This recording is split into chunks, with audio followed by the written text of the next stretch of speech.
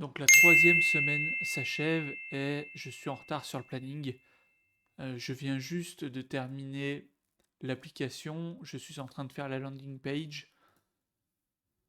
Euh, le retard est à cause de mon programme de freelance qui empiète sur le projet. Clairement, je pensais pas que j'ai des missions en cours, je pensais pas qu'elles allaient me prendre autant de temps.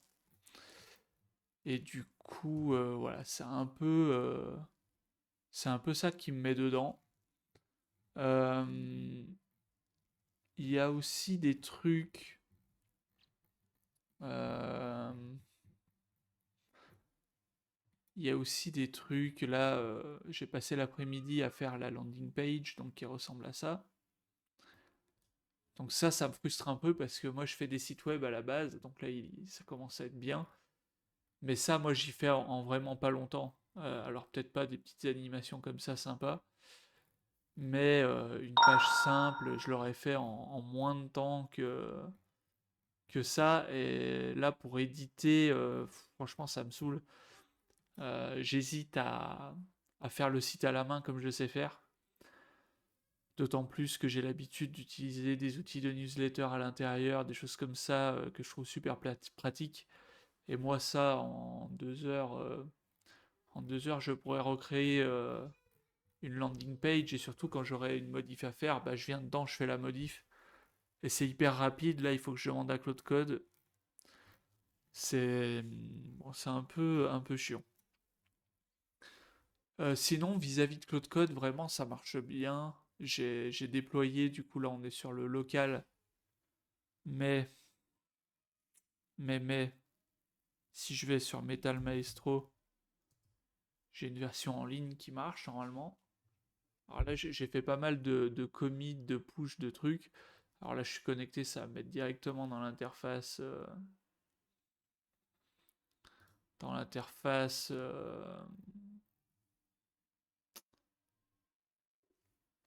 Ici, mais si je me déconnecte, je devrais avoir une version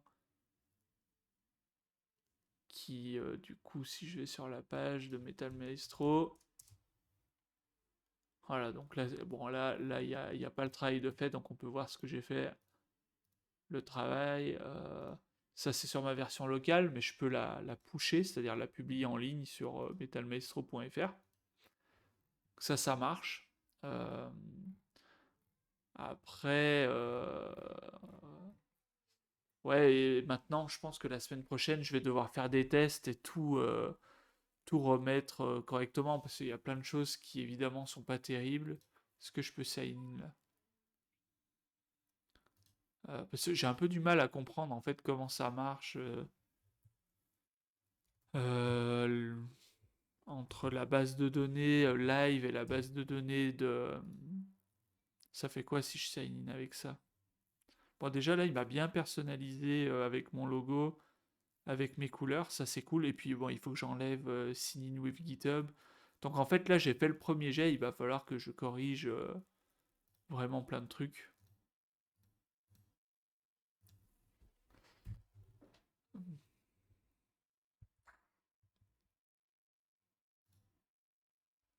Hmm, tiens, je reçois pas le courrier. Pas de nouveau message sur le serveur. C'est étrange.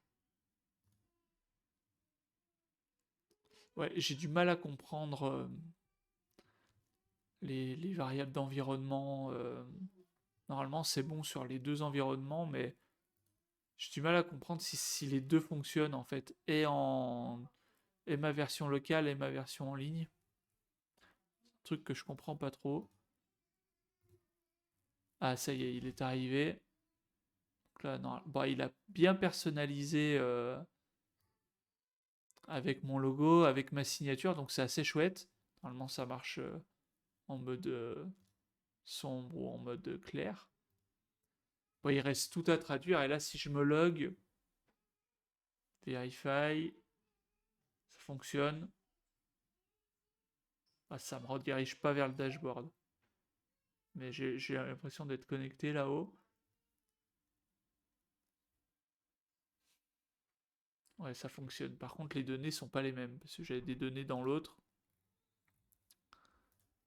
C'est ça que j'ai un peu du mal à comprendre, parce que mon adresse mail...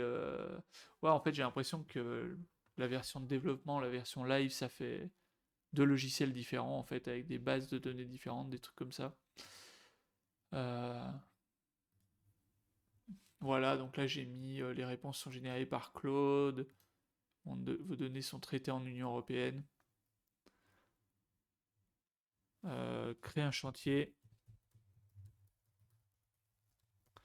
pour Monsieur Dupont, pergola plus escalier. Et en fait, je me rends compte que là, il va y avoir quand même pas mal de travail si je compare par rapport à l'application que j'avais fait avant. Euh, Ah là, on peut arrêter. Donc là, il a fait des nouveaux trucs dont je ne suis même pas au courant. Là, il recherche des clients, donc il voit qu'il n'y a pas de client Monsieur Dupont, donc il crée le client et il crée le chantier. Donc il est quand même intelligent, hein, parce qu'il a vu que des clients, j'en avais pas. Voilà, donc il m'a créé Monsieur Dupont et il a créé le chantier. Donc là, je commence à avoir un chat un peu intelligent. Si je lui dis euh, prépare, prépare des tâches, 10 euh, de ferronnier Lionel et met des dates pour terminer dans 2 semaines.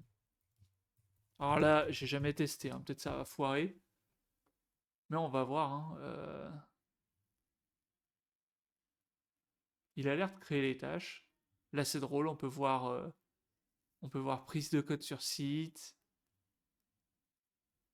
traçage et débit. C'est quand même assez chouette, hein, comme outil. Donc là, il me dit ce qu'il a fait. Tout calé pour finir dans 2 semaines pile. On peut aller vérifier ce qu'il a fait. Dashboard. Non, non. Bon, là, le dashboard s'est rempli à l'instant, à l'instant. Donc là, j'ai pas encore d'onglet pour mes tâches, donc c'est un peu chiant. Il faut que j'aille dans le chantier pour voir les tâches qui sont là. Et donc, ça finit le 5 mars. Et le 5 mars, c'est dans 2 semaines. C'est vraiment nickel, hein. C'est vraiment nickel. Alors, par contre, bon, bah voilà, il m'a mis des tâches un peu bidons.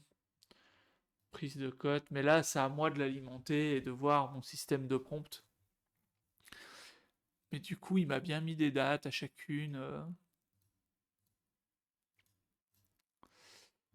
Ouais. Bon, ça avance. Vraiment, là, il y a tout à faire, hein, dans cette interface. Il n'y a rien qui va. On est d'accord. Mais là, c'est pareil. Ça marche pas très bien, ça. Il faudrait que ça soit un vrai chat, un peu qui soit dans ce design-là. Comme une bulle.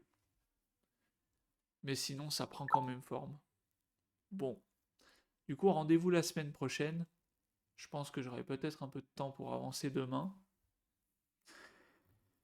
Est-ce que je vais me faire le site à la main ou est-ce que je vais utiliser l'IA? J'avoue que là, ça me saoule un peu de travailler avec l'IA pour faire un truc si simple. Surtout si par la suite je veux faire une newsletter. En fait, d'habitude, j'utilise un outil qui s'appelle Joomla, qui est un peu l'équivalent de WordPress, pour créer des sites web professionnels.